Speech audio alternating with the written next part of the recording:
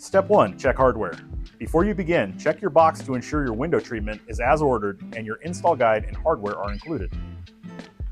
Step 2. Prepare tools. To install, you will need a metal tape measure, screwdriver, power drill with drill bits, and a pencil.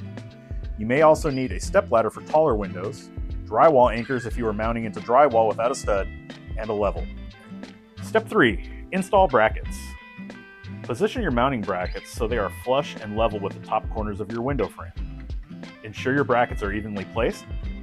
Then mark where your screws will go with a pencil, pre-drill the holes, and install the brackets. Step 4. Install your blind. Once the brackets are mounted, attach the valance clips to the headrail. After the clips are in place, slide the headrail into the mounted brackets and press the bracket covers down to close. When the blind is secure, attach the tilt wand, then snap on the valance. We recommend testing your blind by raising and lowering slowly to ensure even movement across the blinds and to test for proper tension by stopping the blind mid-window.